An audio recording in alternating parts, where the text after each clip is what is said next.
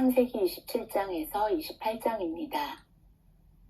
나이가 많아 눈이 어두워진 이삭이 에서를 불러 이제 내가 늙어 언제 죽을지 모르니 내가 즐기는 별미를 나를 위하여 네가 사냥하여 오면 내가 그것을 먹고 너를 축복하리라고 합니다.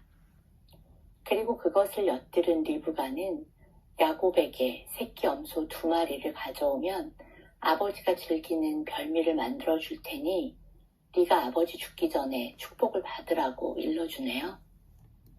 지나치게 자신의 기호와 판단을 따르며 언약을 잊어버린 이삭도 그 이삭을 속이려는 리브가와 저주를 받을까 두려워하긴 하지만 결국 장자의 축복을 받기 위해 거짓말을 하는 야곱, 그리고 분노하여 동생을 죽이고 말겠다는 에서. 조금은 과장된 스토리인가요? 그러나 우리의 일상 안에 있음직한 모습은 아닐까요? 믿음의 아버지 밑에서 자라 모태신앙으로 한때는 예배의 자리도 지켰지만 세상의 풍족함 속에서 하나님의 은혜는 잊은 채 철저히 자신의 계획, 자신의 기호로 자녀를 양육하고 그 경쟁에서 뒤처진 아들보다는 두각을 나타내는 아들을 편애하는 아버지. 종교 생활이라는 허울 속에 모든 것을 아전인수격으로 해석해 하나님의 은혜로 포장하려는 엄마. 컨닝을 해서라도 명문대에 입학하여 아버지의 사랑을 받고 싶은 둘째와 한 번쯤 자신의 일이 틀어지면 겨우 이것이 전능하신 하나님의 능력이냐며 때를 쓰는 기도를 하다가 상황이나 사람에 분노하는 첫째. 성경 속 인물들은 우리에게 자신의 내면을 들여다보게 합니다. 사실 이삭은 장수하여 창세기 35장에서 180세를 일기로 생을 마감하는데요. 육신의 눈만큼 영적 눈이 어두워진 이삭은 아들도 자신의 말년도 분간하지 못하죠. 어쩌면 내 욕심, 내 취향에 집중하는 이기심이 우리를 영적으로 둔감하게 하는지도 모릅니다. 브엘세바에서 하나님의 언약을 들었던 이삭은 리브가가 임신을 못했을 때에도, 그리고 리브가의 태중에서 아들들이 싸울 때에도 하나님께 여쭈어 봅니다. 그러나 20년을 기다리던 자녀와 거부가 되어 바라던 모든 것을 얻자 그 모든 것을 허락하신 하나님을 잊었습니다. 그리고 결국 이 가정의 4사람 모두 자신의 생각, 자신의 소견에 옳은 대로 행합니다. 뒤늦게 속은 것을 안 이삭이 야곱의 탓으로 돌리자 에서는 야곱을 죽이겠다고 벼릅니다.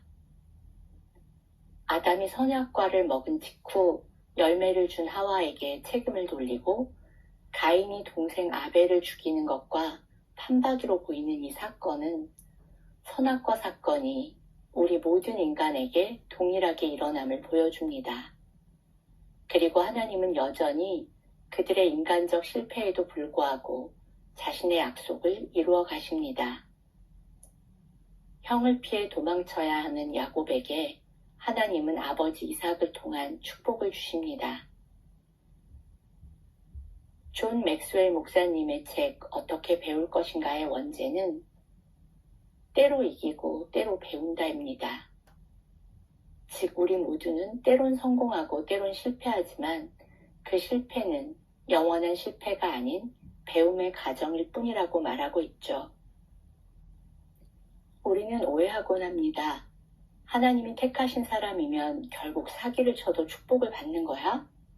오히려 태 속에서부터 버려진 우직하고 순진한 에서의 편에 서기도 하는데요.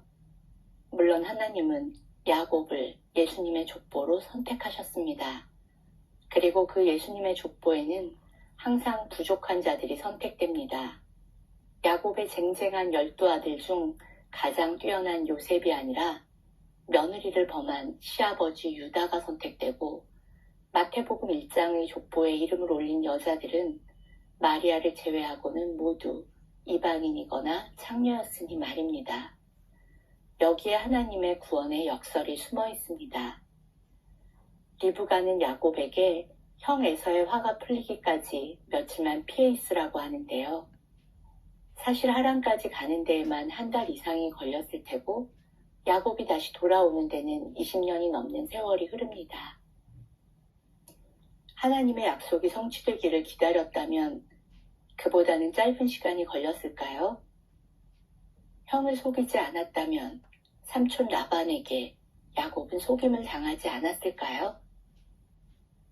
이 모든 질문들은 오늘 우리에게 역시 유효합니다. 우리는 땅을 옮기기 전에 더 기다려야 할까? 내 뜻과 남편의 생각이 다를 때 나는 순종해야 할까? 야곱이 브엘세바를 떠나 하란으로 가는 여정 중에 하나님이 보여주시는 꿈을 꾸고 축복의 말씀을 듣습니다. 내가 너와 함께 있어 네가 어디로 가든지 너를 지키며 너를 이끌어 이 땅으로 돌아오게 할지라. 내가 네게 허락한 것을 다 이루기까지 너를 떠나지 아니하리라 하십니다. 이 말씀에 아멘 해야 할까요? 말씀을 삶에 적용하고 해석하는 일은 쉽지 않습니다. 우리는 28장 본문에서 에서가 보는 것과 야곱이 보는 것을 각각 발견하게 됩니다. 에서는 상황과 현상을, 그리고 야곱은 하나님이 보여주시는 비전을 봅니다. 그리고 둘의 반응은 다르면서도 비슷합니다. 상황과 현상을 본 에서는 세상적인 해결책으로 이스마엘의 딸을 아내로 얻고, 하나님이 보여주신 비전과 약속을 본 야곱은 하나님이 과연 여기 계시구나 고백하며 베개로 삼았던 돌을 가져다가 기름을 붓고 그곳 이름을 하나님의 집 베델이라고 부르네요. 본다를 영어로는 각각 다르게 표현하고 있어요. 배우다, 깨닫다, 보다, 그리고 인식하다로 각각 표현됩니다. 그런데 그렇게 깨닫게 된 에서도 야곱도 온전한 깨달음에는 도달하지 못하고 자신의 경험을 바탕으로 반응합니다. 더구나 야곱은 서원까지 하는데요. 그 서원의 조건절은 지극히 세상적이네요. 이 길에서 나를 지키시고 먹을 떡과 입을 옷을 주시고 평안히 아버지 집으로 돌아오게만 해주시면 이 돌이 하나님의 집이 될 것이고 내게 주신 것의 10분의 1을 드리겠다고 말이죠.